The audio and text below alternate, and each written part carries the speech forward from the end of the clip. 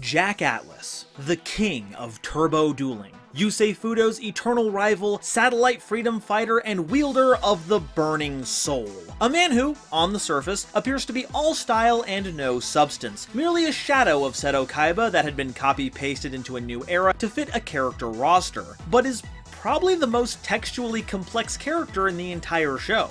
As I've stated before in Yusei Explained, the politics of class and poverty pervade the entire setting of 5Ds, and thus the characters are a reflection of those themes. While Yusei is a stalwart individual who's gruff, but nonetheless always put his community above himself, what if someone was just as skilled, just as talented, but was a little less altruistic? Though to be fair, Jack wasn't always like that. Much like Yusei, his parents were killed in the Zero Reverse incident, and they grew up together in Satellite, and eventually formed a team alongside Crow Hogan and Colin Kessler to take down duel gangs across Satellite. Normally I go with the English translation for names because I feel like it, and while the Enforcers is a pretty sweet name, the original Team Satisfaction has such a wonderfully cheesy ring to it that I've gotta go with it. However, the team was eventually disbanded after everyone felt Colin had gone too far after blowing up part of Sector Security's base, which in my opinion was completely based, and without a team to guide and support him, Jack shifted his worldview. Those you look up to, those you surround yourself with will eventually disappoint you, leave you, hurt you. The only person you can trust to always have your back is you. And so, when given an opportunity to break free of the squalor of Satellite, he threatened the life of a companion, stole Yusei's Duel Runner and Stardust Dragon, and lived a lie as the king of turbo dueling, celebrity of New Domino City. But for all that he gained, the one thing he didn't want was the haunting specter of guilt and shame. Always having to prove that he made the right choice, he ruthlessly defeated duelist after duelist, humiliating them in comeback victories he would orchestrate just to show how control of the duel he was in, how far ahead he was from the competition, that his philosophy of radical self-interest was superior to sitting around and helping others that would inevitably betray you. It was only after his public defeat at the hands of Yusei, after losing everything he'd built up through his immoral actions, and having a hand reached out from someone with really cute glasses, that he was in a state to connect with his older self. A version that knew how important community was, especially while living in the darkest of circumstances. And while he would never fully shed his persona of arrogance and pride, within was a noble soul that could not stand idly by and watch injustice happen. And that's reflected in Jack's monsters of choice. No matter what stage of Jack's development we see, he still wields Fiends and Dark Dragon monsters. Hey, just cause you're a good guy doesn't mean you can't play the edgy cards. However, while Jack is very fond of Resonators and his ace monster, Red Dragon Archfiend, he actually ran a ton of cards outside of them. So we'll be talking about all of those cards first. So strap on those helmets, rev those engines up, and get ready to kick this duel into overdrive. Let's see who rules the duel with Jack Atlas Explained.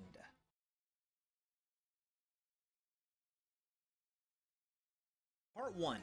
Peace of Mind. I'd like to start things off with probably one of the most iconic of these off-theme monsters, the Peace Golem line. Big Peace Golem is a level 5 Earth Rock monster with 2100 attack and 0 defense, and if your opponent controls a monster and you control no monsters, you can normal summon this card without tributes. This makes a fairly good normal summon under those circumstances, but a Cyber Dragon it is not, especially because if it was a special summon, it'd work way better with its little cousins, Medium and Small Peace Golems. Medium Peace Golem is a level 4 Earth Rock monster with 1600 attack and 0 defense, while Small Peace Golem is a level 3 Earth Rock monster with 1100 attack and 0 defense, and if either of them are summoned, if you control Big Peace Golem, you can special summon the other from your deck, but the summoned monster's effects are negated while face up on the field, so Small Peace can get Medium Peace and vice versa. Now, none of them are tuners, and we're nowhere near Link summoning at this point, so are we just getting material together for, what, tribute summons?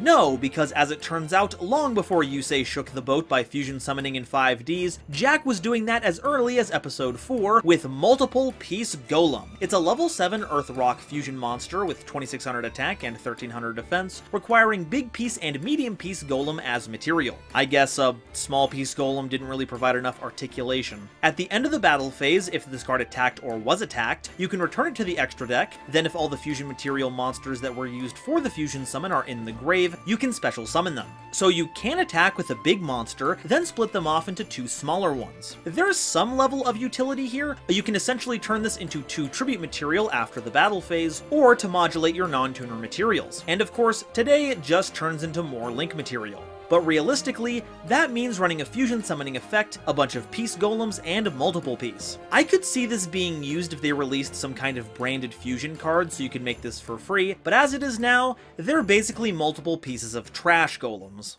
Part 2? Fiends.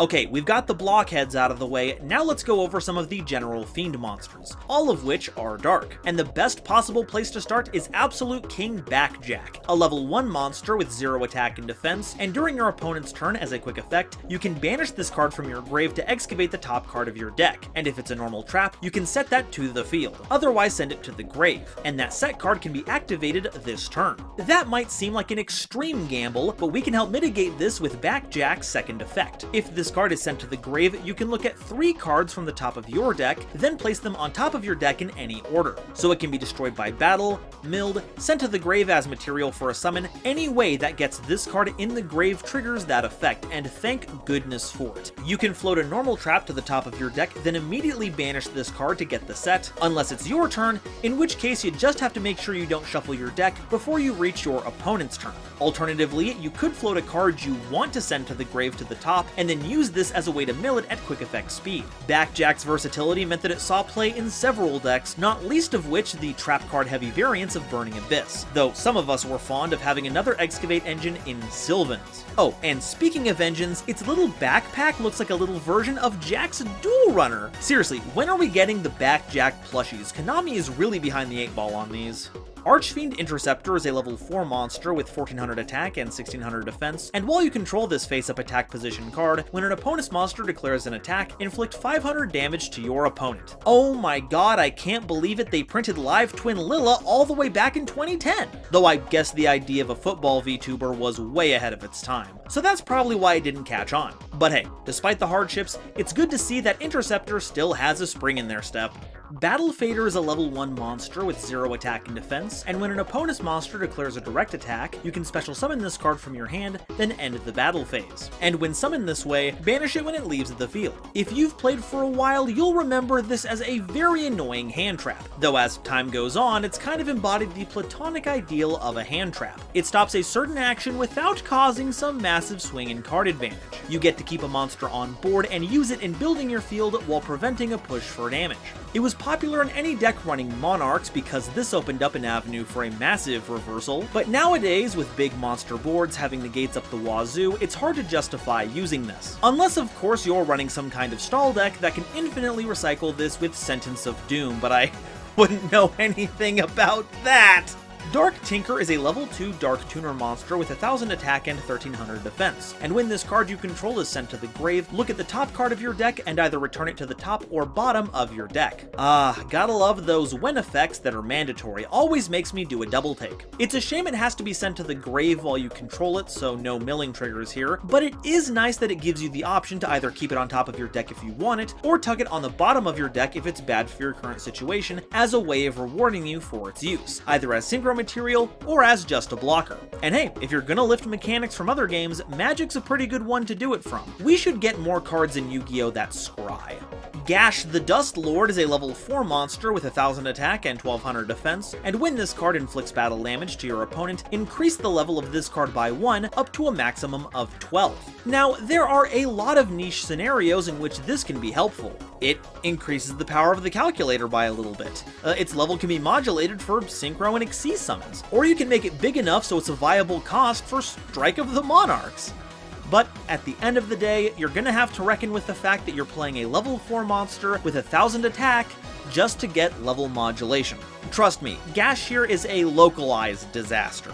Lancer Archfiend is a level 4 monster with 1600 attack and 1400 defense, and once per turn, when your monster declares an attack on an opponent's monster, you can activate this effect to grant that monster piercing battle damage. And that's pretty cool. Even if Lancer can't run over a target, it can ensure a bigger monster can handle it to make an opening for the rest of your team and maintain offensive pressure. Just remember that the bonus lasts for that battle, so no funny business trying to grant piercing to a multi-attacker. I mean, I guess you could try, but I don't think they'd get the point. Mad Archfiend is a level 4 monster with 1800 attack and 0 defense, and if this card attacks a defense position monster, it deals piercing battle damage. And if this face-up attack position monster is targeted for an attack, change it to defense position.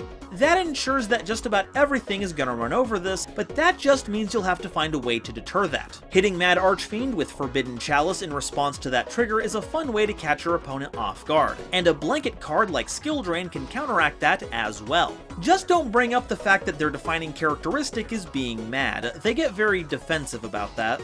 Magical King Moonstar is a level 3 dark monster with 900 attack and 600 defense, and can't be used as synchro material, except for the synchro summon of a dark synchro monster. So, you know, that's not really a problem. If you control a tuner monster, you can special summon this card from your hand, and if this card is normal or special summoned, you can target one other monster you control or is in your grave, and until the end of this turn, this card's level becomes the same as that monster's. Also, you can't special summon for the rest of the turn except by synchro summoning. Now, you only cause that lock if you level modulate, so if you only need a level 3 non-tuner, this card has you covered, no hassle. It's not even a once per turn, so you're not likely to brick on multiple copies. And if you do need to modulate levels as a last resort, well then it's nice that you have the option, though I guess that versatility hasn't kept its widespread usage from waning. Morph King Stygiegel is a level 1 tuner monster with 100 attack and defense, and if this card is normal or special summoned, you can target another monster on the field. You can't special summon monsters from the extra deck for the rest of the turn except synchro monsters. Also, change this card's level to the level of that target, and if you do, gain life points equal to that target's level times 200. And during your main phase, you can special summon a Fiend monster from your hand with a level lower than this card's. So you have an incentive to target the highest level monster on board to special summon a Fiend from your hand and gain some sweet life points, but you also don't want to mess up the levels and miss out on synchro summoning. This works really well with the Resonators though, since they're all pretty small in level, so it won't take much for Stygiegel to get bigger than them. And since it can target any other face-up monster, you can set things up by fielding a friend first. Now, I know this says it's a Fiend monster, but are we sure it's not a Gradle? I'm getting a lot of Gradle vibes here. Ogre of the Scarlet Shadow is a level 4 monster with 0 attack and defense, and during your opponent's turn, when your opponent declares a second direct attack during the same battle phase, you can special summon this card from your hand. When you do, this card's attack and defense become equal to the attack and defense of the first monster that attacked directly this turn, if it's still face up on the field. And the turn this card is special summoned by this effect, your opponent cannot select monsters other than this card as an attack target, while Ogre of the Scarlet Shadow is face up on the field. So this is like a weird Gores, but it works if you have back row, but if your opponent attacks in Gore's order, Scarlet Shadow isn't going to have the kind of stats needed to surpass the next attacker. So yeah, long story short, I'm gonna pass on this card. It has a wild amount of red flags. Phantom King Hide Ride is a level 3 tuner monster with 1500 attack and 300 defense, and if you use this card for a synchro summon, you can treat it as a non-tuner, which is a pretty slick way to help expand your options when it comes to synchro summoning. There are very few synchro monsters that allow for the usage of multiple tuners for their summon, but Hide Ride here lets you break the rules a little. And honestly, it's just like a king to have such a flagrant disregard for the rules when it's for their benefit. Are you telling me the Phantom Knight serves someone like this? Sinister Sprocket is a level 2 dark tuner monster with 400 attack and 0 defense, and if this card is sent to the grave for a synchro summon of a dark synchro monster, you can destroy a face-up spell or trap card on the field. So on top of helping you access an extra deck monster, you get some back row removal as well, and anything that can turn off pesky floodgates is fine by me. Though I have to wonder what got this Sprocket so sinister. Remember folks, always take your dual runner into the shop every few months for a checkup. You never know when one of your components will switch alignments. Trap Eater is a level 4 tuner monster with 1900 attack and 1600 defense that can't be normal summoned or set, and must first be special summoned by sending a face-up trap card your opponent controls to the grave, and can't be special summoned by other ways. This card has, for its entire life, bubbled just under the surface of playability, and it's not hard to understand the hype. I don't need to tell you how brutal and annoying floodgates can be, so now you have a monster who removes continuous trap cards as part of a summoning procedure. Sign me up. The problem is that it loses all functionality while your opponent has no continuous traps. You can't normal summon it to get some kind of value, and it's not like you can feed your own continuous traps to it because your opponent has to control it. It doesn't matter that Trap Eater has a great stat line and is a tuner to boot, because even in the sideboard, this card has trouble finding space. Trap Eater can only be summoned on your turn as part of a summon that doesn't start a chain, and by that point a lot of floodgates have already done their damage. Things like Rivalry of Warlords dismantling a field at quick effect speed is devastating, and can be solved much more efficiently with a well-timed Mystical Space Typhoon. I'm sure one day this card will get its due, but until then, I hope it's practiced fasting because it's not seeing a meal for a long time. Vice Berserker is a level 4 monster with 1000 attack and defense, and if this card is sent to the grave as synchro material, the player that synchro summoned using it takes 2000 damage, but that synchro monster gains 2000 attack until the end phase. This is a pretty high risk, high reward card, but sometimes you just need an extra 2k to get over an annoying monster. And hey, if you like DDDs, then I just found your new favorite tech pick. Use this as material while you have Oracle King Dark, and you get all the benefits and heal for 2000 life points, which feels very on brand. Between Dark Worlds, Burning Abyss, and DDDs, Fiends feel like they do the most cost cheating in the game, something I'm sure the accounting department is going berserk over. Wandering King Wildwind is a level 4 monster with 1700 attack and 1300 defense, and if you control a Fiend Tuner monster with 1500 or less attack, you can special summon this card from your hand, and if you attempt this, you can't special summon monsters from the extra deck for the rest of the turn except synchro monsters. And during your main phase, except the turn this card was sent to the grave, you can banish this card from your grave to add a Fiend Tuner with 1500 or less attack from your deck to your hand. This pairs very nicely with all the Resonators we'll be talking about later on, but you could also splash this into DDDs.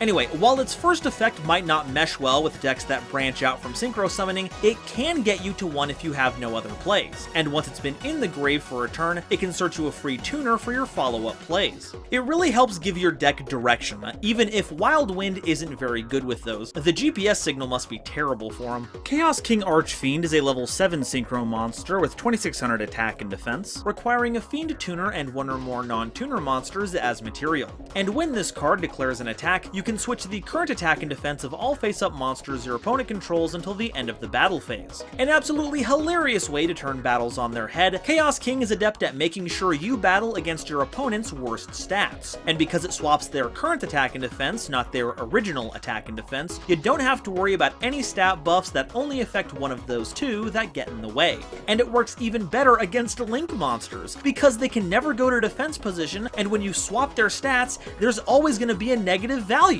Right?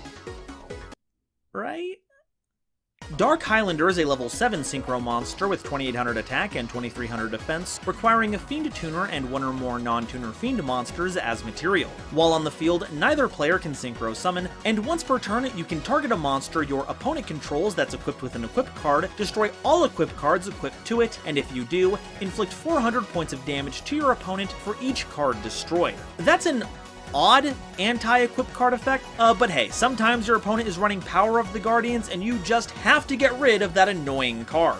Mainly though, this card's big selling point is its floodgate on synchro summoning. Its utility can waver from format to format, but you can't deny that making this first against Sword Soul is going to be a huge pain.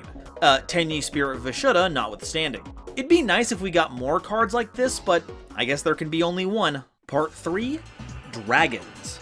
Okay, that's all the Fiends. Now we have a smattering of dragons that aren't Archfiends, though some of them are red. Specifically, Dread. Dread Dragon is a level 2 fire tuner monster with 1100 attack and 400 defense, and when this card is destroyed by battle and sent to the grave, you can add a level 3 or lower dragon monster from your deck to your hand. Not a fan of tuners that have when this card is destroyed effects, and even more so when they have to be destroyed by battle. We're trying to use these monsters to make bigger monsters, not as blockers, so I guess I now know why you'd feel some dread when using this card. Influence Dragon is a level 3 wind tuner monster with 300 attack and 900 defense, and once per turn you can target a face-up monster you control, and it becomes dragon type until the end phase. So hey, you can turn non-tuner monsters you have into dragons to help with synchro material requirements. Though, as it turns out, only 3 synchros in the entire game actually need non-tuner dragons, and one can't even use Influence Dragon as a tuner. But it can be used for other extra deck summons, or a myriad of sundry effects. So depending on what your opinions of dragons are, this card can be a good influence. Strong Wind Dragon is a level 6 wind monster with 2400 attack and 1100 defense. Ooh, Monarch stats. Though this is one of the King's cards, so I shouldn't expect anything less. It can be destroyed by battle with a monster of the same attack, and if this card is tribute summoned by tributing a dragon monster, it gains attack equal to half the original attack of the tributed monster. And on top of all that, Strong Wind Dragon deals piercing battle damage. Even tributing something as small as 1000 makes Strong Wind 2900, so anything even slightly bigger can get you over even the heartiest of extra deck threats. But my question is, does Strong Wind look like this before or after the attack buff effect? Because if it's before, I'd hate to see it after. Its muscles are already causing a disaster of anatomy. This thing's got muscles on its muscles. Vice Dragon is a level 5 dark monster with 2000 attack and 2400 defense, and if your opponent controls a monster and you control no monsters, you can special summon this card from your hand, but its original attack and defense are halved if so. This makes it very similar to Cyber Dragon, though it lacks a lot of the offensive presence. But if you need your material to be a dark dragon and not a light machine, this will get the job done, even if it is a half measure. Exploder Dragon Wing is a level 7 Dark Synchro monster with 2400 attack and 1600 defense, requiring a tuner and one or more non-tuner dragon monsters as material. If this card battles at the start of the damage step, you can destroy the monster this card is battling, and if you do, inflict damage to your opponent equal to the attack the destroyed monster had on the field. But Exploder must have an attack equal to or greater than the attack of what it battled to activate and resolve this effect. It's not a groundbreaking effect, but this does mean you'll deal more damage if you battle something with more than half of Exploder's attack, and can take out monsters that are immune to battle destruction. It's some nice utility, but it's not exactly exploding with value. Part 4. The rest of the pit crew. Okay, that covers all the unaffiliated Fiends and Dragons. Now it's time for all the other unaffiliated cards, starting with Attack Gainer, a level 1 Earth Warrior tuner monster with 0 attack and defense, and if this card is sent to the grave as synchro material, you select a face-up monster your opponent controls, and its attack is lowered by 1000 until the end phase. So it's called Attack Gainer, but it makes monsters lose attack. I guess it's fine, since it still helps you get over your opponent's monsters. Besides, the difference between gaining and losing is all relative, really. Dark Bug is a level 1 Dark Insect monster with 100 attack and defense, and when this card is normal summoned, you can select and special summon a level 3 tuner monster from your grave, but its effects are negated.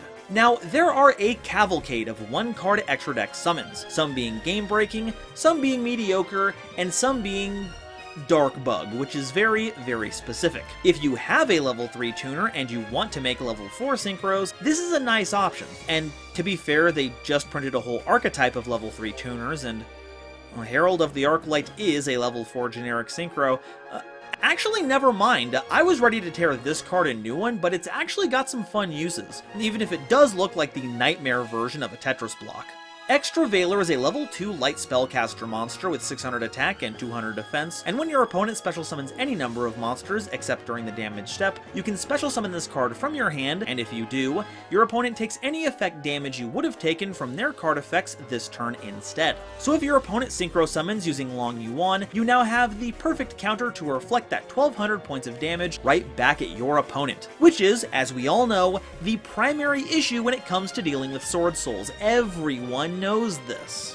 Magic Hole Golem is a level 3 Dark Rock monster with 0 attack and 2000 defense, and once per turn you can select a face-up monster you control. Its attack is halved until the end phase, and it can attack directly, but during that turn only the selected monster can attack. So if you absolutely have to get in some direct damage, this card can get it done. And hey, as a rock monster, it's something you can excavate onto the field with Adamancipators. That even summons it in defense position so it doesn't get run over by a Karibo. But outside of getting in for that last bit of damage, I don't know of many other cards that need this help attacking directly to reach their full potential. Or should I say, their whole potential.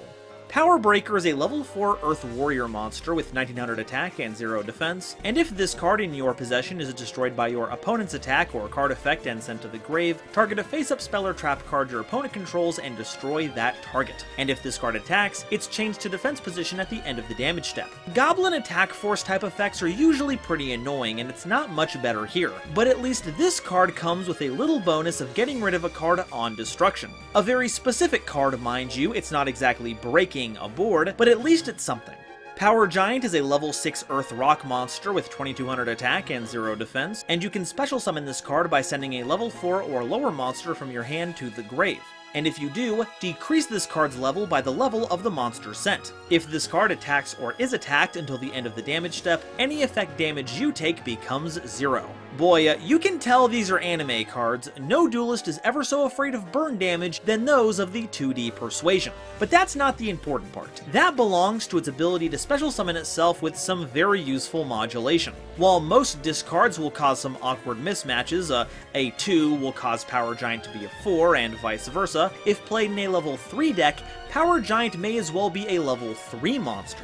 As someone who loved using this in Block Dragon Burning Abyss, I can attest that this card is a giant help. Power Invader is a level 5 Dark Fiend monster with 2200 attack and 0 defense, and if your opponent controls 2 or more monsters, you can normal summon this card without attributing. This makes it slightly bigger than Vice Dragon and Cyber Dragon, and is still a level 5, but without the free special summon, it's a lot less useful. Now, you might be wondering, Nova, you had a whole Fiend section, what is Power Invader doing here? And the answer is A, there's a bunch of power monsters here, so I felt it belonged with the rest of them, and B, it's really funny to me when people point out I didn't cover something when I actually did, so this one's for you.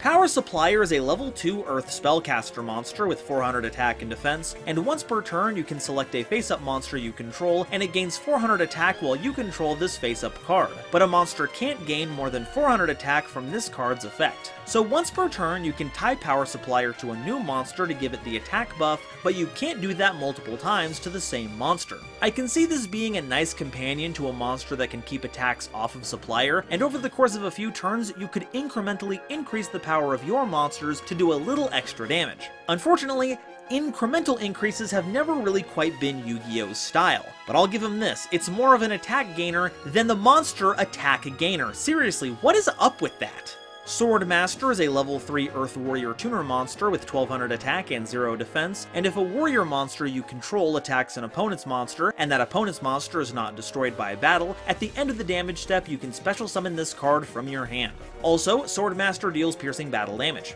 Now, it's not impossible that you'll be attacking into monsters with 1100 or less defense, but, well, let's stick with the good parts. Mainly that this is a tuner for your warrior-centric, combat-focused decks, hitting the field if you battle something with battle destruction immunity, or just has a really big defense stat. Heck, if your warriors can't be destroyed by battle, you can even attack into big attack position monsters and get away with it with only a little bit of damage. But that's a lot of hoops to go through to be useful, and the payoff is less than stellar.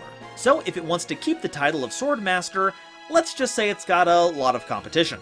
Synchro Soldier is a level 1 Earth Machine monster with 0 attack and defense, and once per turn, during your main phase 1, you can select a face-up Synchro monster you control. You remove that face-up Synchro monster you control from play, colloquially known as being banished, to burn your opponent for 600 points of damage. However, if you use this effect during your next standby phase, the banished monster returns to the field. I don't know what we're doing with this card. I mean, some extra burn damage is nice, but 600 is chump change. And while you don't lose the Synchro forever, it's not going to be around during your opponent's turn to protect you, though it might protect the Synchro from interaction. In fact, there are a few specific cases in which this can help your Synchros. The Majestic Dragons will never be around during the end phase, so you'll get to keep them, and cards like Light and Dark and Dragon can use their effects, and then you can just phase them out and they'll come back at full strength. So, okay, it has some uses, but if you want to use it in the long term, you'll have to be ready to protect this monster because it has 0 stats. Some soldier this ended up being. Synchro Magnet is a level 3 Earth Machine Tuner monster with 1000 attack and 600 defense. It can't be normal summoned or set, but when you Synchro summon a Synchro monster, you can special summon this card from your hand. Now, technically this is used by Fake Jack, not Real Jack, which is a mechanical duplicate created by the 3 pure nobles of Iliaster to get the real Jack Atlas arrested. Long story. But since their deck is built to mimic Jack's, we'll let it slide. And hey, if you're looking to Synchro climb, then this gives you the tuner you need to keep going. Honestly, the only marks against this card are that it lacks an easy way to search it, and a bit of extra utility. But since this isn't really an archetypal card, I'm not sure how support for Synchro Magnet works. Top Runner is a level 4 Wind Machine Tuner monster with 1100 attack and 800 defense, and while on the field, all face-up Synchro monsters you control gain 600 attack. This is an odd monster for Jack to have. This looks a lot more at home next to Yusei's monsters like Speed or Rush Warrior. But regardless of how Jack came into it, it's nothing to turn your nose up at. 600 may not be a lot of damage, but it could mean the difference between getting over a monster or not. And being a level 4 tuner with no weird downside is basically a miracle at this point in time. I wouldn't make it a top priority, but it certainly gives a lot of other tuners a run for their money. Trust Guardian is a level 3 Light Fairy tuner monster with 0 attack and 800 defense, and can't be used as synchro material, except for the synchro summon of a level 7 or higher synchro monster. Once per turn, that synchro monster that used this as material can't be destroyed by battle, but each time you apply that effect, that synchro monster loses 400 attack and defense at the end of the damage step. Once again, does not seem like a card Jack would use, but funnily enough, this is actually brought up as a plot point in the anime, which I think is great. In paper, well, there are worse options. Despite the debuff, it's better than just losing the monster, especially because it's one of those applied effects that don't get removed by effect negation, which is pretty sweet. But unless you've got some Light Fairy enablers to field this efficiently, I trust it's not making its way onto your deck list. Twin Shield Defender is a level 4 Earth Warrior monster with 700 attack and 1600 defense, and when this card you control is destroyed by a battle and sent to the grave, you can have the current attack of a face-up monster your opponent controls until the end phase. So even from beyond the grave, this Phalanx fighter is keeping your monsters safe. It can even make a monster too weak to get over the rest of yours, or blunt the damage from a direct attack. Heck, if you're on the offensive, you can smash this into a bigger monster to debuff a big monster enough that your others can get over it. It's a really selfless move, big team player, but why the eyes on the shield? That's very unsettling. Twin Sword Marauder is a level 4 Dark Warrior with 1600 attack and 1000 defense, and once per battle phase, if this card attacks a defense position monster, it can make a second attack in a row. And it deals piercing battle damage. Dang, outside of Purgatrio, this is one of the best ways to clear out scapegoats I've ever seen. While dealing damage. Though, I've gotta say, those are not swords. If anything, they're punching daggers. And I know, Twin Punching Dagger Marauder doesn't really roll off the tongue, but you've gotta have some standards. Celestial Wolflord Blue Sirius is a level 6 Dark Beast Warrior Synchro monster with 2400 attack and 1500 defense, requiring generic material. When this card on the field is destroyed and sent to the grave, you can target a face-up monster your opponent controls and it loses 2400 attack permanently. Damn, at that point the target might as well have no attack. Even a 3000 attack boss monster becomes as offensively threatening as a petite angel. And until then, you've got a monster with a pretty decent attack stat to provide offensive pressure. And this will trigger any time it's destroyed. It can be from you, it can be from your opponent. It can trigger after being synchro summoned, or after it's been revived from the grave. It's not super flashy, but it sure is reaching for the stars. Crimson Blader is a level 8 Fire Warrior Synchro monster with 2800 attack and 2600 defense, requiring generic material. If this card destroys an opponent's monster by battle and sends it to the grave, your opponent can't normal or special summon level 5 or higher monsters during their next turn. It's a deceptively specific effect, and it's true that it's not always relevant, but when it is, it's everywhere. Historically, this was a powerful tool against dragon rulers to keep them from being summoned, and it was best used by dragon rulers. And today, it does a great job of locking down sword souls used primarily by sword souls. So yeah, it turns out that the synchro monster that helps fight synchro summons usually shows up in synchro heavy decks. So while it's not going to make much of an impact against Xyz or Link strategies, against anything that uses rituals, fusions, synchros, and really big monsters, Crimson Blader is on a whole other level. Mind Trust is a normal spell that tributes a level 2 or higher monster to add a tuner monster from your grave to your hand, whose level is less than or equal to half the tributed monster's level. So by tributing a level 2, you can grab a 1, by tributing a 5, you can get a 2 or lower, and tributing an 8 gets you a 4 or lower. Now, if the tuner is worth it, it can be a good trade. But in a vacuum, going 2 for 1 on a tuner is usually a fool's errand, so make sure you mind your card choices. Assault Spirits is a normal trap card that, after activation, becomes an equipped card equipped to a monster you control. Once per turn, when the equipped monster attacks, you can send a monster with 1000 attack or less from your hand to the grave during the damage step to have the equipped monster gain the attack of the sent monster until the end phase. Boy, that is a lot of moving parts. It equips to a monster, but you don't get any benefit unless you discard. And God help you if the monster has 1050 attack or more. The card art shows Necrogarden being being discarded, and that's a nice hint to show that it's a fun way to vent monsters out of your hand with good grave effects, but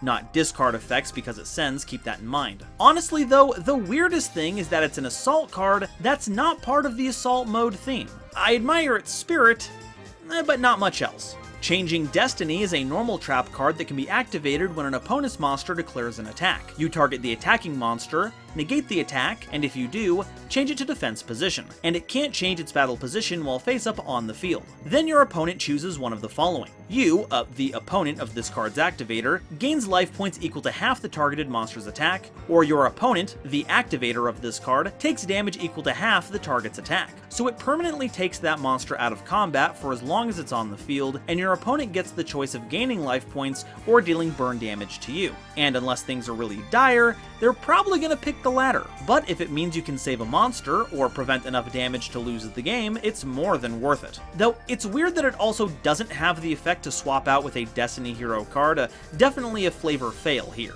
Fiendish Chain is a continuous trap card you can activate by targeting an effect monster on the field. The effects of that face-up monster are negated while on the field, also that face-up monster can't attack. And when that monster is destroyed, destroy this card. Ooh, here's one of those famous 5D's competitive staples. For its time, Fiendish Chain was the premier choice for monster negation. It's not a simple one-time negate, it keeps a monster from being a nuisance for a long time, and keeps it from threatening you in battle. This has fallen off in usage as more ways to use monsters as material have come up, not to mention powerful removal has become more prevalent, but it's still a major part of the game's competitive history, and quite counter to its ability, has had a huge effect on card design. Also, a quick aside here, go follow this link to see a cool 3D model of Fiendish Chain. It's done by Inner Crescent and it looks fantastic, you're gonna love it. Half or Nothing is a normal trap card that you can activate during your opponent's battle phase, except during the damage step, and your opponent chooses one of two effects. Either have the attack of all monsters they currently control until the end of the battle phase, or end the battle phase. So the idea is that you chain this to an attack, flip up Half or Nothing, and now your opponent can choose to either run their smaller monster into yours, or end the battle phase. So unless the attack target is really small, your opponent will choose to skip the battle phase, and your monster will be safe. And if your monster really is that small, then you can at least mitigate some of the damage. It's also cool how the art references the fable of the honest woodcutter from the famous work of literature, Dot Hack. What a profound lesson.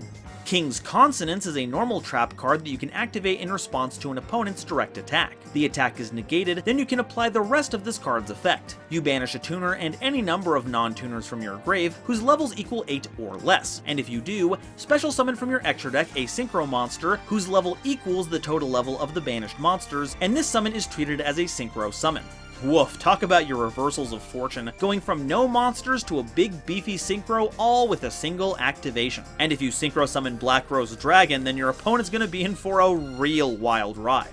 I mean, that's not what you'd expect the Master of Faster to summon, but Jack would want us to forge our own destiny. I think we can all agree on that. King's Synchro is a normal trap card that you can activate when your opponent's monster declares an attack on a synchro monster you control. The attack is negated, then you can apply the rest of this card's effect. Banish that synchro you control and a tuner from your grave, and if you do, special summon from your extra deck a synchro monster whose level equals the total level of the banished monsters, and this is treated as a synchro summon. So where Consonance gets you back into the game if you have an empty board, King's Synchro is here to turn one you already have on board into something much fiercer. And because it's treated as a synchro summon, you don't have to worry about cards that are limited to only being summoned by synchro summon. So your only limit is the material you have on hand. Did you make a level 8 synchro with a level 4 tuner? Then congratulations, you can just summon Red Supernova Dragon. And since many of the best hand traps in the game are themselves tuners, you can easily swerve off the beaten path to summon all kinds of wacky payoffs. But like with Consonance, the main weakness is that your opponent has to be the one to trigger this. There's very little ways to force this without being vulnerable to this whole play sequence getting cut by an MST. It's a fun counter card, just make sure you have a backup plan so you don't drop this game, King. Lineage of Destruction is a normal trap card that you can activate during a turn you destroyed a defense position monster your opponent controls. You select a level 8 monster you control, and during this turn, the selected monster can attack twice. Now, if you triggered this effect by using a level 8 monster to destroy a defense position one, you're only going to get one additional attack, but the trigger doesn't say the monster that destroyed the defense position monster has to be the target, so there's that. And nothing says those attacks can't be direct attacks, which isn't always a given. However, this is another example of having a lot of hoops to jump through for what amounts to a mediocre effect. Besides, bullying DM-era normal monsters is so uncool. Seriously, they're just vibing and all of a sudden this big monster comes around and starts smashing them up. No wonder Yugi boomers think synchros ruin the game when they're pulling stuff like this. Nightmare Archfiends is a normal trap card that has you tributing a monster to special summon 3 Nightmare Archfiend tokens to your opponent's side of the field in attack position, which are level 6 Dark Fiend type monsters with 2000 attack and defense, and each time one is destroyed, its controller takes 800 points of damage. On the surface, this feels like a worse Ojama trio. Sure, the burn is more, but for that you're tributing a monster to give your opponent 3 substantially sized tokens that they can use however they want, which is why you shouldn't use this without a plan. Like Trio, this can gum up a board if for some reason your opponent can't use Dark Fiend and normal monsters who are level 6 as material for anything. It also helps manipulate the amount of monsters on each side of the field, which makes this technically an out to Mystic Mine. But the most prevalent is probably when you have a board wipe ready and want to punish your opponent just a bit more. For instance, if you're about to Dark Hole and you'll lose your monster anyway, why not give your opponent a few extra tokens to beam them over the head for 2400 damage?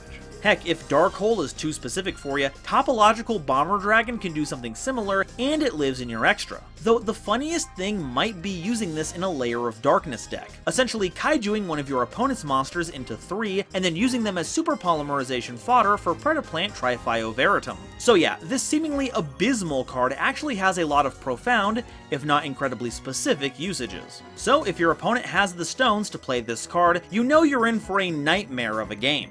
Powerful Rebirth is a continuous trap card that you activate by targeting a level 4 or lower monster in your grave. You special summon that target and increase its level by 1 and attack and defense by 100. And when this monster is destroyed, destroy this card. Though, notably, it doesn't have the reverse effect like a lot of these cards usually have. If you MST Powerful Rebirth after the summon is successful, it doesn't out the summoned monster. However, it does remove the level and stat buff because it's not in the same effect as the summoning. Now, the range of cards you can summon with this is pretty narrow, but its level modulation means it can be used for more lines of play than it would be otherwise. And that's the most interesting part about it, because an extra 100 in both stats is not exactly putting it in a new power bracket. But hey, I'm also happy to see Dark King of the Abyss getting back up after being knocked down so many times. They're a real icon of perseverance.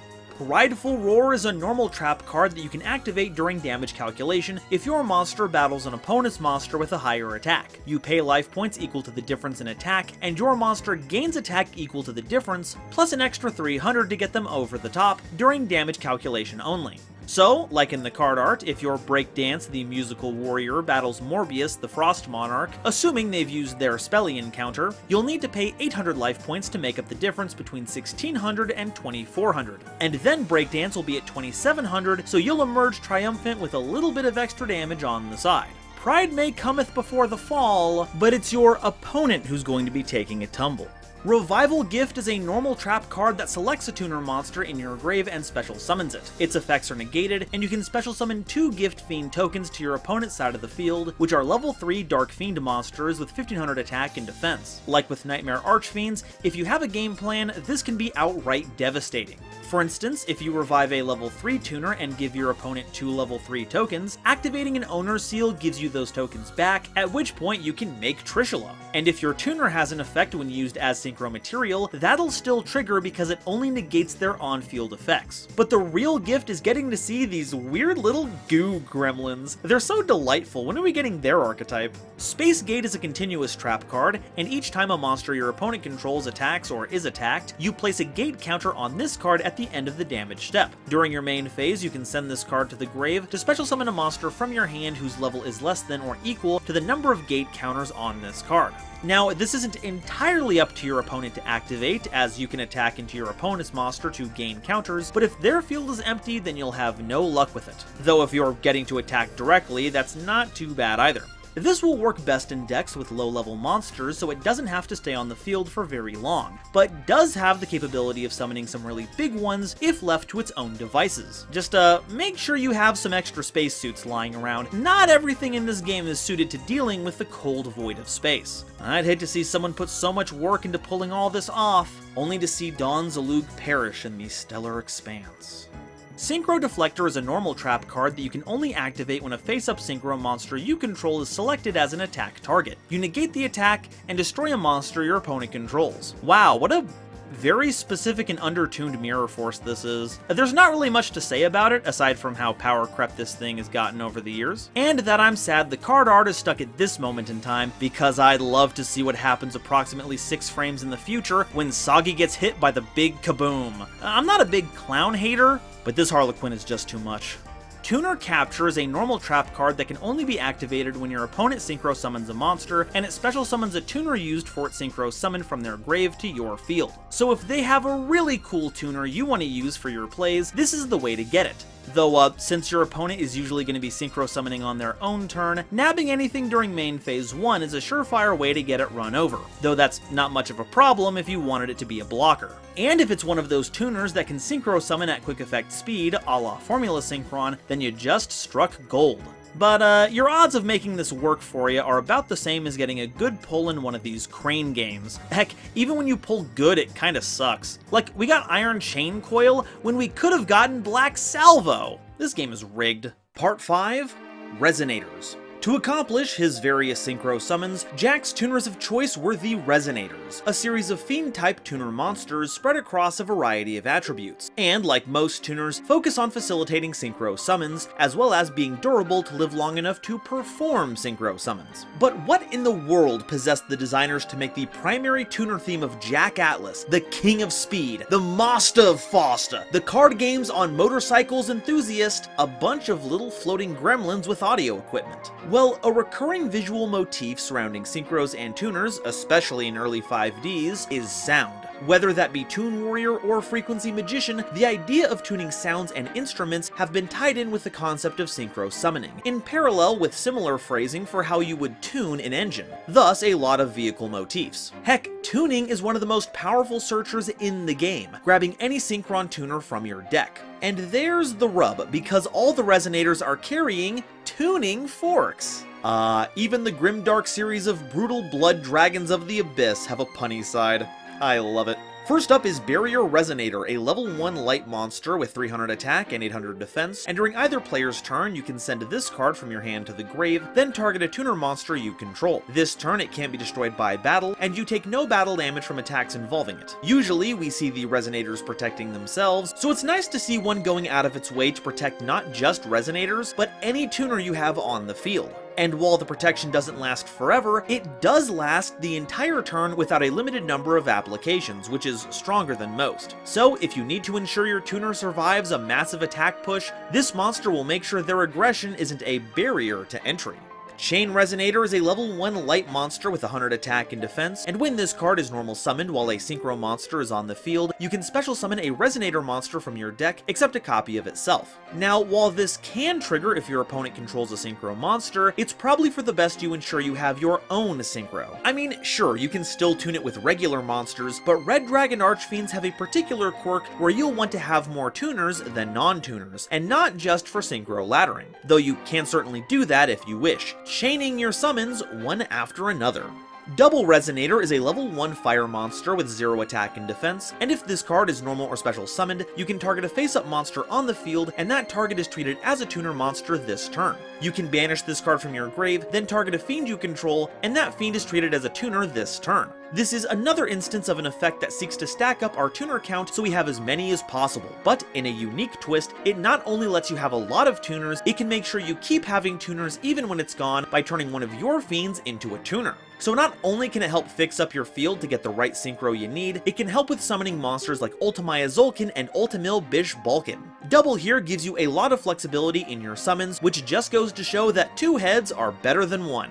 Mirror Resonator is a level 1 light monster with 0 attack and defense, and if your opponent controls any number of face-up monsters that were special summoned from the extra deck and you do not, while this card is in your hand or grave, you can special summon this card, but banish it when it leaves the field. And once per turn, you can target a face-up monster your opponent controls and treat this card's level as that monster's original level if this card is used for Synchro Summon this turn. This one is probably the most situational of our Resonators because it's a little hard to coordinate our opponent's levels without kaijus, and even then, that's way too many levels for a tuner, but it's always at least a level 1, which is great because it gives you the option to branch out to other levels just in case. And hey, no matter how you use it, you'll always be prepared for the mirror match.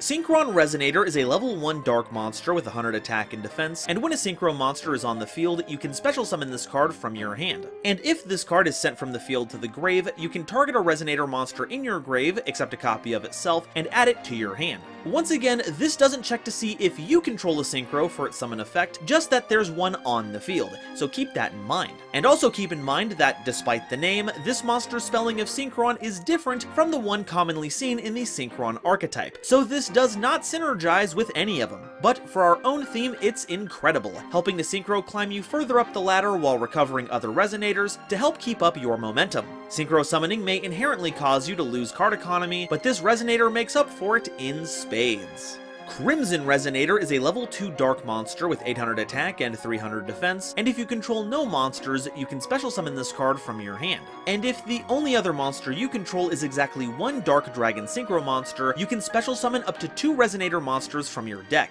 except a copy of itself. However, you can't special summon from the extra deck except Dark Dragon Synchro monsters the turn you activate either of this card's effects, and this counts before or after you use these effects, so be mindful of how you use it. Since the effect that special summons a bunch of Resonators is used while you have a Dark Dragon Synchro, this is largely used to help summon your more advanced Red Dragon Archfiends, either by synchro laddering or via the technique of double tuning, something we'll get into later on. But suffice it to say, it's a major step forward for realizing Jack's power in the court of the Crimson King.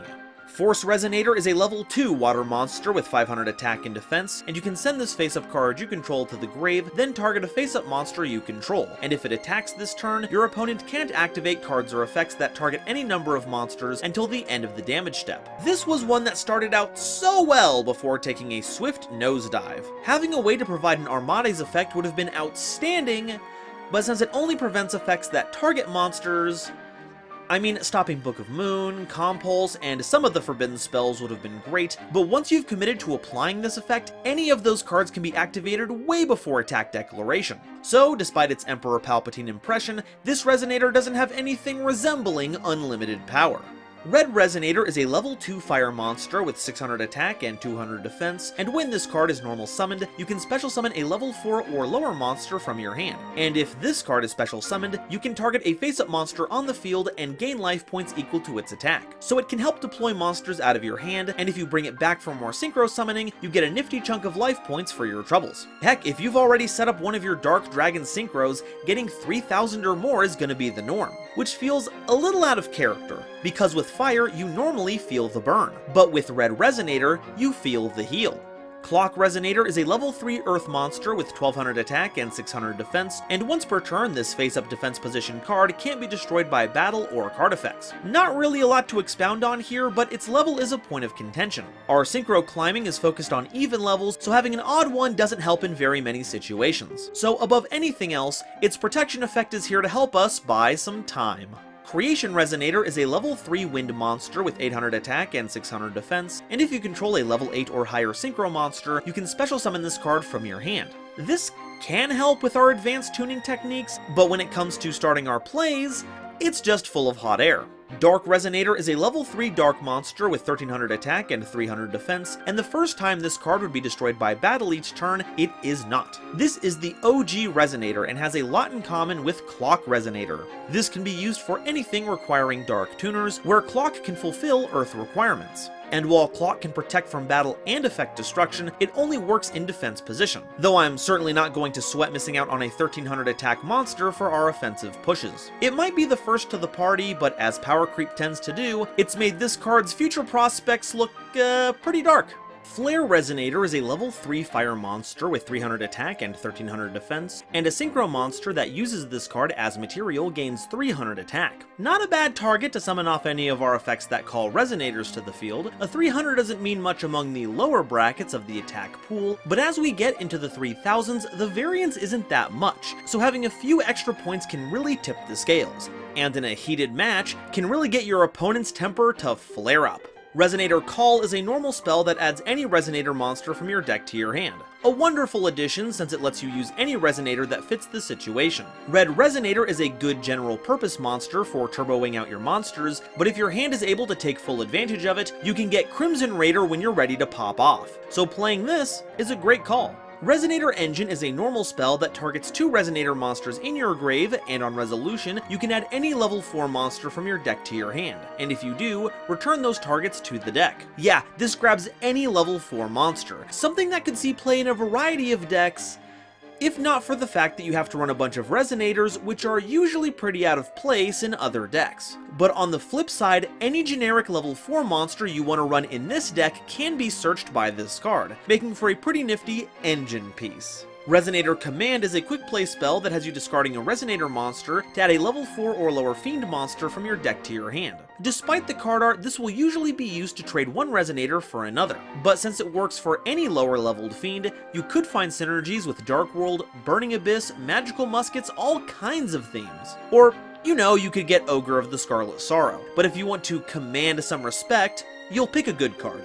Resonant Destruction is a continuous spell, and each time any number of Resonator monsters are sent to the grave as synchro material, target a card your opponent controls and destroy that target. But Resonant Destruction is destroyed during your second end phase after activation. This isn't once per turn either, so the more you can sink, the more your opponent's cards you can shred. It sucks that it destroys itself, but ideally the game will be over, or you'll run out of Resonators, long before that comes to pass. If anything, this decision packs in a lot of characterization for the Resonators, showing their self-destructive tendencies. Red Carpet is a normal trap card that you can activate if a Dragon Synchro monster is on the field. You target up to 2 Resonator monsters from your grave and special summon them. This is another great avenue for special summoning Red Resonator. You can utilize the ones with destruction protection to help as blockers, or as free link material. I mean, Crimson does lock you out of those, but if you aren't using it, this does make a free Hulk. So no matter what play sequence you're looking to go down, this card makes for a fine welcome mat. Synchro Call is a normal trap card that targets a monster in your grave and special summons it, but it has its effects negated, and if you do, immediately after this effect resolves, synchro summon a Dark Dragon or Fiend type synchro monster using only monsters you control as material, including the summoned monster. Despite needing more setup than either King's Consonance or Synchro, I'd say that Synchro Call is the best card out of this entire trap card synchro summoning series. You can summon any monster, tuner or otherwise, as long as it complements another monster on the field, and while the summoned monster's effects are negated, if the summoned monster has an effect that triggers when used as synchro material, or just when sent to the grave, you'll get all the benefits from that. And while you can only make Dark Dragon and Fiend synchros, that pool isn't exactly wanting for choices that you can call on.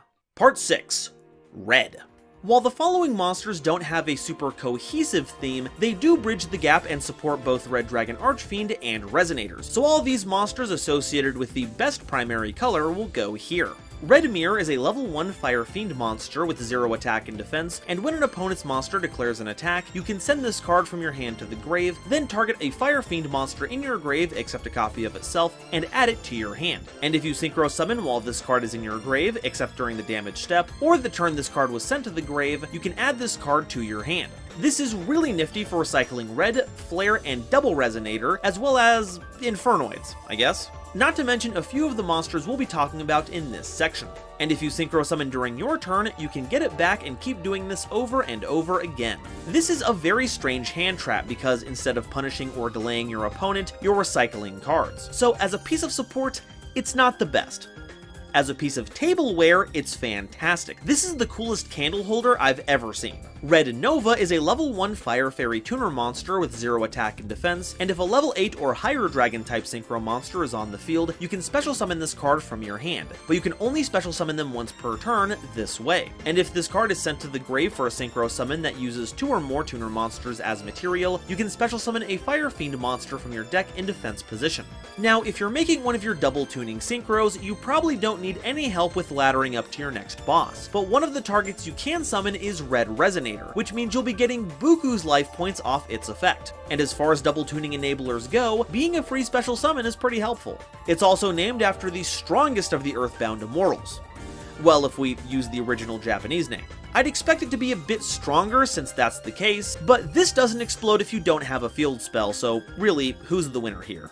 And speaking of Red Nova, meet Red Familiar, a level 4 Dark Fiend monster with 1600 attack and 0 defense, and you contribute a Fiend monster, then target a Dark Dragon Synchro monster in your grave and special summon it in defense position. And you can banish this card from your grave, then target a Dark Dragon Synchro monster you control and declare a level from 1 to 8, and that monster becomes the declared level until the end of the turn. This creature is a servant of Red Nova that sought to sacrifice Jack for its revival, and explains why, out of all these red monsters, Familiar is the only dark. But despite its antagonistic nature, it's actually very helpful when it comes to making our biggest boss monsters, which probably has something to do with Red Nova Dragon being made partly out of Red Nova. The Fiend you tribute for Familiar's effect can be itself, and by banishing itself from the grave, you can modulate that synchro to fit whatever tuner you put onto the board. And honestly, there's something hilarious about the bad guy messing up so bad that they end up helping the protagonist.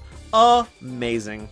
Red Gardna is a level 4 Fire Fiend monster with 0 attack and 2000 defense, and during either player's turn, when your opponent activates a card or effect while you control a Red Dragon Archfiend monster, you can send this card from your hand to the grave, and this turn, monsters you control can't be destroyed by card effects. So while it doesn't negate anything, it does effectively blank any destruction effect. And while you need to have a Red Dragon Archfiend monster to activate it, it actually provides that protection to all of your monsters, which is wicked sweet. It's also another thing I want to see as part of my home decor, because this is one of the coolest shields I've ever seen.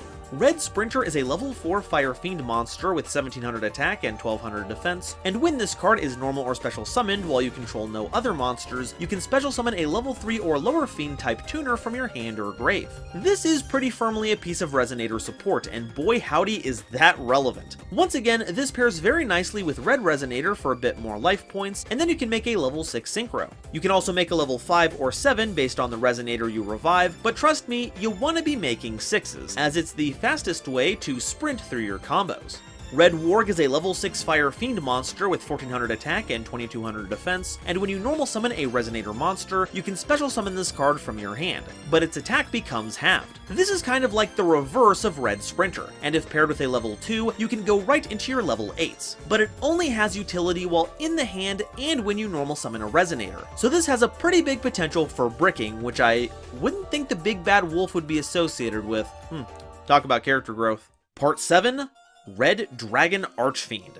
Alright, it's time for the main attraction. In this section, we'll be covering all the Red Dragon Archfiend cards, except Assault Mode because we've already got an episode all about that whole cycle of cards, and it doesn't really have good synergy with the rest of our cards. But I want to end the episode with the big monsters themselves, so unlike usual, we'll be covering the spells and traps first before covering the 5Ds cards, then we'll move on to Arc V, the manga, and round things out with the synchros that never saw broadcast nor the printed page. First, let's cover Red Dragon Vase, a normal spell that can activate only if you control Red Dragon Archfiend. It draws you 2 cards, but you can't normal or special summon monsters the turn you activate this card, and until the end of your opponent's turn after this card is activated. Wow, talk about overly cautious card design. We get it, drawing 2 is one of the best ways to win at Yu-Gi-Oh, but locking off all your summons? Heck, this checks before and after you activate Vase, so you can't even just plop RDA onto the board and activate this, you have to wait a whole other turn. And on top of all that, you're inviting people to argue about the pronunciation of Vase. So really, this card is just toxic from top to bottom. Stick with the pot of cards, folks. Scarlet Security is a normal spell that you can activate if you control Red Dragon Archfiend, and it destroys all spells and traps your opponent controls. Now this is some nifty support. It's basically Harpy's Feather Duster for the theme,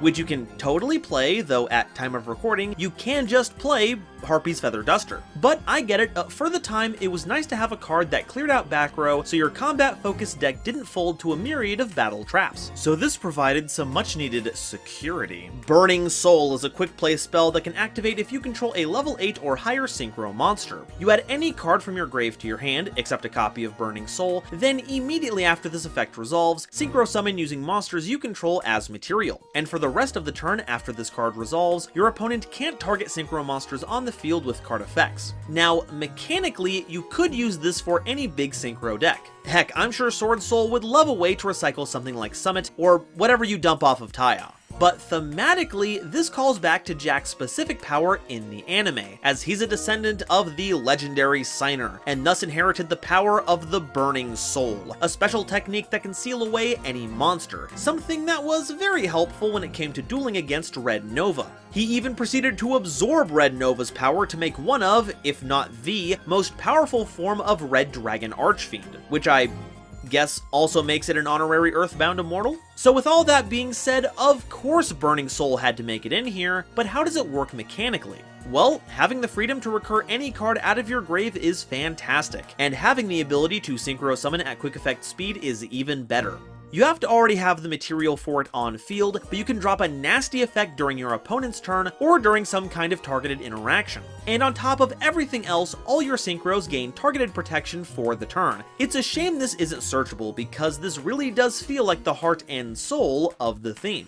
Red Supremacy is a normal trap card that banishes a Red Dragon Archfiend synchro monster from your grave, then targets a Red Dragon Archfiend synchro monster you control, and its name becomes the banished monster's original name and replaces its effects with the banished monster's original effects. So this allows you to modulate your effects to broaden your options, and that's the main draw of this card. But as it turns out, the name adjustment can actually be pretty important. Turns out a lot of older support for Red Dragon Archfiend didn't anticipate us playing a whole slew of Red Dragon Archfiend evolutions, so it only works with the original RDA. So if you want to show you believe in Red Dragon Archfiend supremacy, this is the best way to go. Red Rain is a normal trap card that you can activate if you control a level 8 or higher synchro monster, and you banish all monsters on the field except the monsters with the highest level, and any remaining face-up monsters on the field are unaffected by other card effects except their own until the end of this turn. And if a Dark Dragon synchro monster is synchro summoned to your field while this card is in the grave, you can add this card to your hand.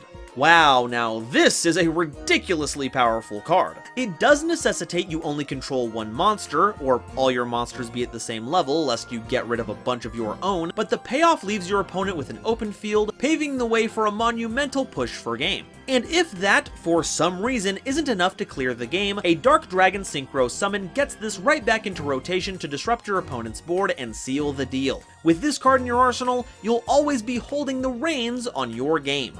Red Cocoon is a normal trap card that has you targeting a Dragon-type synchro monster you control and equipping it with this card. While it battles an opponent's monster until the end of the damage step, the effects of all face-up monsters your opponent controls are negated, and during the end phase, if this card is in the grave because it was sent there this turn, you can target a Red Dragon Archfiend in your grave and special summon it. So if your opponent has an effect that boosts their attack, it's gone. Does it have any protections? Also gone. Does it have a floating effect after you destroy it?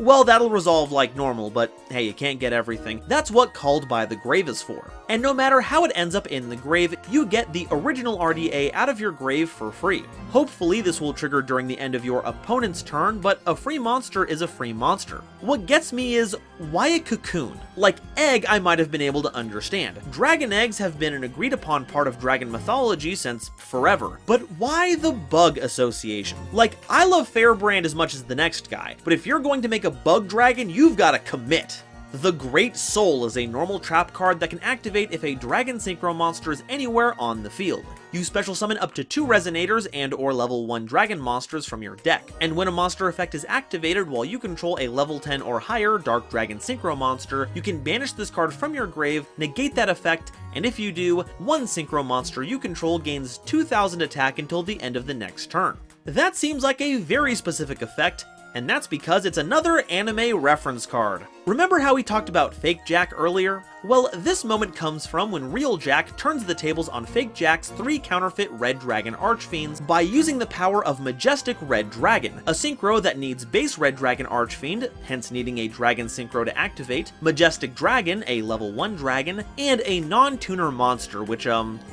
can't be a Resonator? So if you want to make Majestic, you can just summon 2 level 1 dragons, or you can summon the Resonators to make the double tuning synchros. And then you have a little extra negation stapled on later for good measure. This card's not just good, it's great! King Scarlet is a hilarious member of the Yu-Gi-Oh community, focusing on skits and songs that lampoon some of the more, let's call them iconic personalities that you'll see online or in your local game store. It's a... Hey, wait a sec, this isn't a card! Hey man, how'd you end up in my... Okay, for the last time, I'm not doing this bit. Oh, come on. If I don't make the joke, everyone in the comments is gonna get on my case about it. What's the joke? That my name is the same as a card nobody plays? Okay, funny man, how would you handle it? I don't know. At this point, you're better off just writing up some big dialogue about how not funny it is, and then just letting it trail off. Well, maybe I will. Fine. Okay. Thanks for talking with me. It was good to hear from you. Yeah, you too. Say hi to the family for me. Well, gonna have to record that later. In the meantime, King Scarlet is a continuous trap card that you can activate when a Red Dragon Archfiend monster you control battles during damage calculation. You make it so that monster you control can't be destroyed by that battle, and if you do, special summon this card as a normal monster that's a level 1 Fire Fiend tuner with 0 attack and defense that's still treated as a trap card. I guess it was too powerful at the time to make a trap monster that was a level 1 tuner that you could activate whenever you wanted, huh? Had to tie it into Red Dragon Archfiend battling, huh?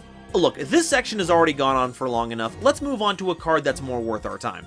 Red Screen is a continuous trap card that keeps your opponent from declaring an attack, and during each of your end phases, you must pay 1,000 life points, which is not optional, or this card is destroyed. It might seem weird that there's a condition for not paying on a mandatory cost, but it's there for when your life points are below 1,000. However, there is another way to get rid of this. You can target a level 1 tuner in your grave, and on resolution, destroy this card, and if you do, special summon that target. But Red Dragon Archfiend must be on the field to activate and resolve this effect. So it's like a...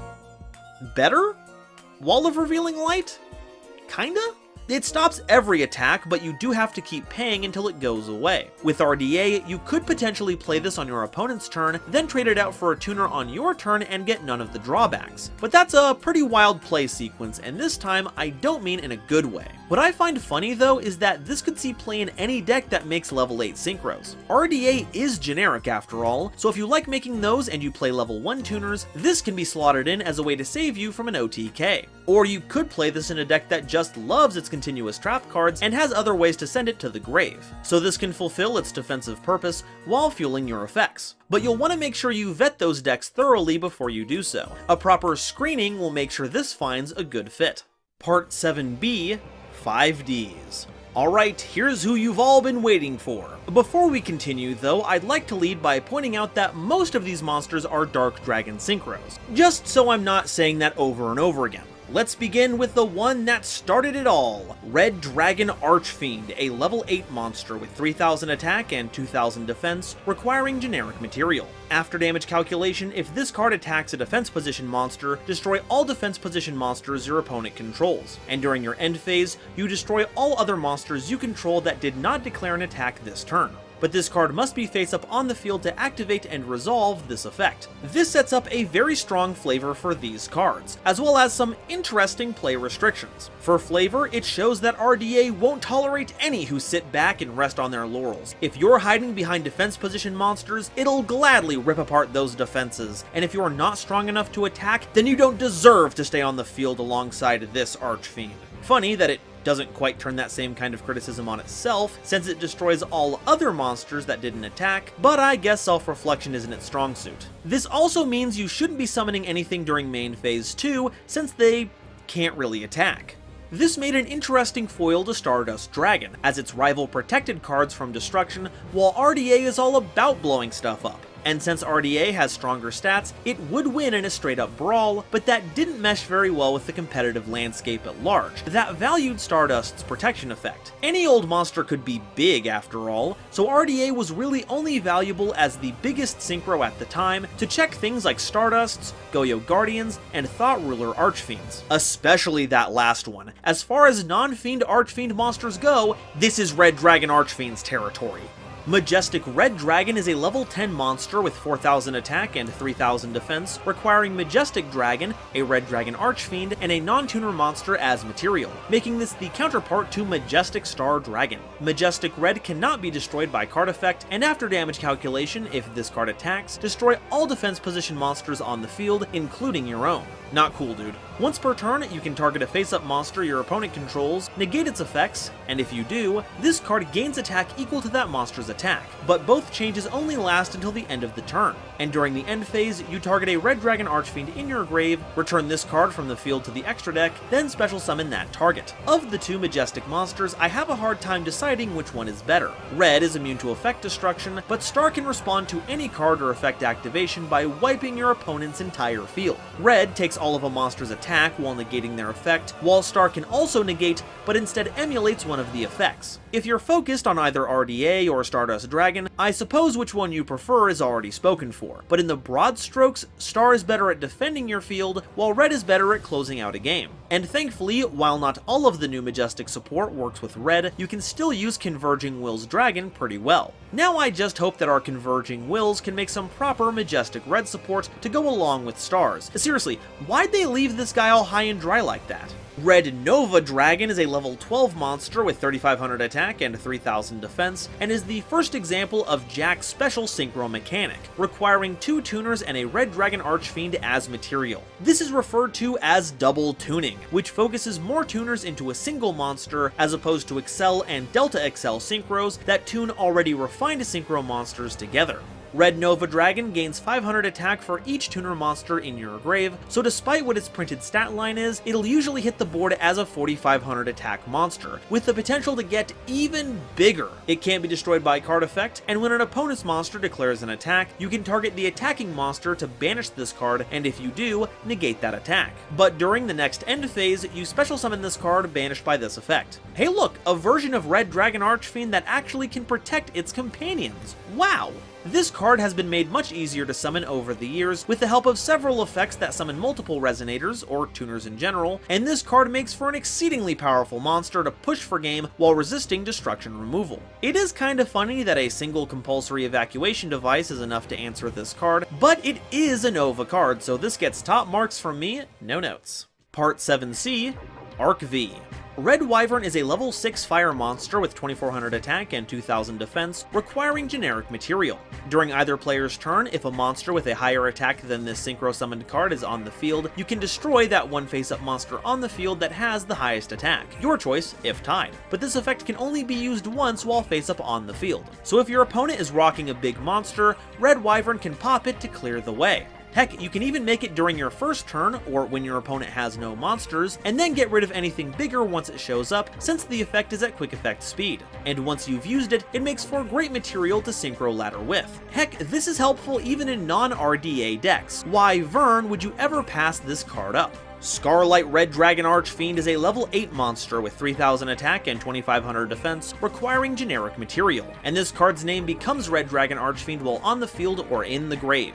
Once per turn, you can destroy as many special summoned monsters on the field as possible with attack less than or equal to this card's other than this card, then inflict 500 damage to your opponent for each monster destroyed. Now this does destroy your own monsters, so be careful how you sequence that effect. However, this could work to your benefit, as you burn your opponent for all monsters destroyed with this effect, no exceptions, so you can fill your own field with tiny monsters to load up on the damage. Another amazing part is that this effect doesn't restrict you from attacking with any of your other monsters that turn. You can clear a board, proceed to summon a bunch of monsters afterwards, then clean up. And it counts as the original Red Dragon Archfiend, so it works for all the effects that need the OG. This has basically power crept the original, right down to the fact that Scarlight has 500 more defense. Talk about a glow up. Tyrant Red Dragon Archfiend is the Arc V universe representative for double tuning. It's a level 10 monster with 3,500 attack and 3,000 defense, requiring 2 tuners and 1 or more non-tuner monsters as material that must be synchro summoned and cannot be special summoned by other ways. During your main phase, you can destroy all other cards on the field. Also, for the rest of the turn, other monsters you control can't attack. And during either player's battle phase, when a spell or trap card is activated, you can negate the activation, destroy that card, and if you do that, this card gains 500 attack permanently. This card is probably a little easier to make than Red Nova Dragon, having a lower level and not needing specifically Red Dragon Archfiend as material. But it's also not nearly as good. Sure, it can board wipe, but it board wipes everything. This is nice if you don't have any cards, but you have to give up anything you've committed to the board if you use this. And you can only attack with Tyrant when you use that effect, which will be a lot of damage, but it's still a little jarring since Scarlight had no such restrictions. Its negation effect is also kind of off. It can stop things like mirror forces, but monster effects can go right through, easy peasy. However, nothing says you can't activate your own spells and traps during the battle phase, and negating them with Tyrant to cheese that 500-point bonus. Overall, you have better and easier to make level 10 synchros to go into. And if this dragon wants to complain and tyrant about it, just ignore him. Part 7D, Manga. Hot Red Dragon Archfiend is a level 8 monster with 3000 attack and 2000 defense, requiring generic material. And once per turn during main phase 1, you can destroy all other face-up attack position monsters on the field, and monsters other than this card can't attack the turn you activate this effect. While being the manga counterpart to the anime RDA, these dragons seem to go about the same level of brutality, but with different methods. The anime version punishes all those who don't fight for their lives, while Hot Red looks upon anyone who would dare raise a weapon in their arena with disdain and obliterates them right on the spot. But damn it if I don't respect it. It's certainly a lot more effective at clearing a way for attacking directly, especially after the advent of Link monsters. Your preference will come down to whether or not you want to use the support that needs original RDA or not, but hey, some like it hot. Hot Red Dragon Archfiend Abyss is a level 9 monster with 3200 attack and 2500 defense, requiring a tuner and a non-tuner Dark Dragon Synchro monster as material. As a quick effect, you can target a face-up card your opponent controls and negate its effects until the end of the turn. And when this card inflicts battle damage to your opponent, you can target a tuner monster in your grave and special summon it. This advanced version of RDA is one of the best, while being relatively accessible, as you need only a level 1 tuner to upgrade a level 8 RDA, or heck, any Dark Dragon Synchro monster. Chaotic Magical Dragon. And since this works on any face-up card your opponent controls, this doesn't just stop monsters, but can actually ping spells and traps, even normal ones, during the brief period of time they're on the field. This makes Abyss a kind of omni-negate for things on the field that can be targeted, which might sound restrictive, but has more than enough applications to make this a worthwhile summon. And bonus, it summons back more tuners to evolve it even further. Insert another obligatory praise for Red Resonator right here. It may not be a Red Nova Dragon, but as a staunch Burning Abyss player, I knew there was something I liked about this card. Hot Red Dragon Archfiend Bane is a level 10 monster with 3500 attack and 3000 defense, requiring a tuner and a non-tuner Dark Dragon Synchro monster as material, and it can tribute a monster, then target a Red Dragon Archfiend monster in your grave and special summon it. So if you have a spare monster after Bane's summon, you can just tribute it off to get back whatever RDA you used as synchro material, probably Abyss. And when this card inflicts battle damage to your opponent, you can special summon 2 tuners with the same level, one from your deck, and another from your grave. Wow, the synchro climbing just doesn't stop, huh? While Bane doesn't have an impressive suite of abilities, it is good at buying back any RDAs that you've used, as well as summoning more tuners to use with them, or itself. It's kind of like a custom shop to help make whatever RDA you want, so no matter the situation, you'll always be able to make one that's the bane of your opponent's existence. Hot Red Dragon Archfiend King Calamity is a level 12 monster with 4000 attack and 3500 defense, requiring 2 tuners and 1 non-tuner Dark Dragon Synchro monster as material, making this the manga product of double tuning. When this card is synchro summoned, you can activate this effect. For the rest of the turn, your opponent can't activate cards, also cards your opponent controls can't activate their effects, and your opponent can't activate cards or effects in response to this effect's activation. And if this card destroys a monster by battle, inflict damage to your opponent equal to that monster's original attack. And if this card in its owner's possession is destroyed by an opponent's card, you can target a level 8 or lower Dark Dragon Synchro monster in your grave and special summon it. It's so nice that it can float into a smaller monster to keep you from losing all your advantage if this card gets destroyed. And I guess the Flame Wingman effect is okay, but the real reason to play this card is its first effect. Any time an effect like this shows up, no matter how hard it might seem to get online, somehow the player base will find a way to abuse it. As a thought turned any 2 level 4 monsters into the safest OTK/board setup you've ever seen, Utopic Zexal forced opponents to have the imperm or else not play the game. And now, King Calamity is here to be a part of this long-standing tradition. Between ways you can already quick synchro like Formula Synchron, to less orthodox means like Synchro Call, there are many ways to throw this onto the board at the start of your opponent's turn, leaving them to only set cards in the face of a 4,000 attack monstrosity. It's certainly difficult to pull off, but so is Utopic Zexal for the time. But once RDA gets its own Numeron call, you better believe we're gonna see this card used in anything that can support it, which would be an absolute calamity for the format. Part 7E, One More Lap. Red Rising Dragon is a level 6 monster with 2100 attack and 1600 defense, requiring a Fiend Tuner monster and one or more non-tuner monsters as material. When this card is synchro summoned, you can target a Resonator monster in your grave and special summon it. However, you can't special summon monsters from the extra deck the turn you activate this effect, except Dark Dragon synchro monsters. And during your main phase, except the turn this card was sent to the grave, you can banish this card from your grave, then target 2 level 1 Resonators in your grave and special summon both. While Red Wyvern makes for a strong way to ladder climb while tossing in some removal, Red Rising Dragon can do so with less material by recycling a Resonator rather than having interaction with your opponent. However, considering the amount of destruction RDA can get up to, you aren't missing out on too much. Depending on the level of the Resonator you summon, you can go into your level 8 RDAs, or you could make Abyss for some real shenanigans. And on subsequent turns, Red Rising can bring out 2 level 1 tuners in the form of Resonators to help accomplish your double tuning summons. While the restrictions on this card are pretty hefty, only being able to make Dark Dragons and needing Fiend tuners locks this pretty heavily into a Jack Atlas focused deck, it's hard to ask for a better way to rise to the challenge. Now, as this video is shown, for the past 14 years, the Red Demon's Dragon has changed and evolved, gaining new powers to stand aside an increasingly competitive field. Time and time again, the new guard has proven its immense strength, but that just means we have to work twice as hard to maintain the title of King. No. We need to work 3 times as hard. Double tuning is no longer enough. The King and the Devil must grasp a new power, and if a Nova isn't enough to take the lead, then we'll harness the power of a Supernova to blow away the competition. Let loose your savage roar, Red Dragon, and seize a power beyond creation! Come forth, Red Supernova Dragon!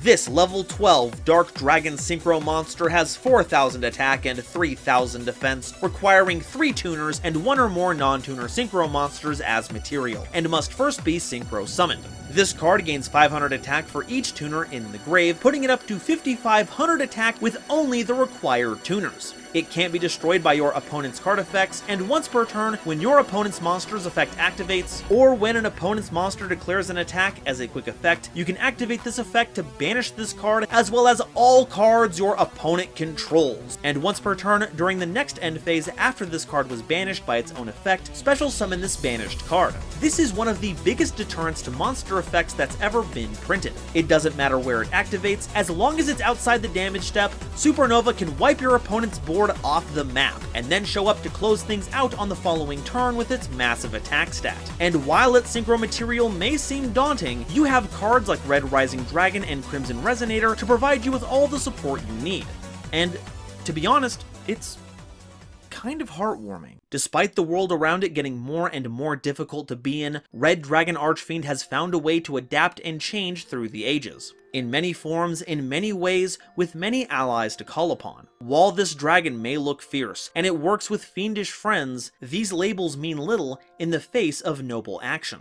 And much like how the Red Nova Dragons are a byproduct of taking some of the darkest and bleakest things the world has to offer and harnessing them into a force for good, I know that we all have the ability to look at the darkness both within ourselves and without, accept it, tame it, and channel it towards a better tomorrow. We live in a sad, depressing time, and hope is in short supply, but I am here with you. We're all here with you, and each other. So let that burning soul within you shine, no matter how dark things may be. It's what Takahashi-san would have wanted. Thank you all so much for listening and supporting me through my journey. Every one of you watching has contributed in some way to my continued success, and I can't begin to show you how much I appreciate that. And while I can't do so for everyone, I'd like to take a moment to continue to show my gratitude to my lovely patrons, including this month's illustrious Quasar Commander Ashling Waltz, Nebula Navigators 3rd Dynasty, Avagule, Adam Zajdel, Avi Chali, Cryptic Gamer, Eric, Frankie, Genesis Yu-Gi-Oh!, Gloomba 331, Great Big Pillock, Howling Zangetsu, Inblink, Ironic, John Manji, Julius Sneezer, Larakia, Meteornus, Mighty Action X, Panther J, Rebel King Lucifer, Ruxith Sarani, The Fresh Prince of Conair, The Wizard Moose, Tyler Cranston and Xander Wolfensberger, Cosmic Crusaders, Bear Sharktopus Studios, Chaz Ghost, Corbinisms, Cozy Boat 275, Harry the Ominous Benefactor, Jesus Garcia, Manga Pages, Marion James Z. Picata, Nitromo, RGS, Rem T. Bright, Shooting Star 3300, Star-Lord 777, the Legendary Raven, as well as the wonderful Starlight Explorers you see on screen now. Thank you all so much for watching, and thank you, Kazuki Takahashi, for sharing your story. A story that blossomed into a world that we've all connected to, and has in turn connected me to you, and you to everyone else in this community. Wherever you are now, I hope the games are fun. Take care.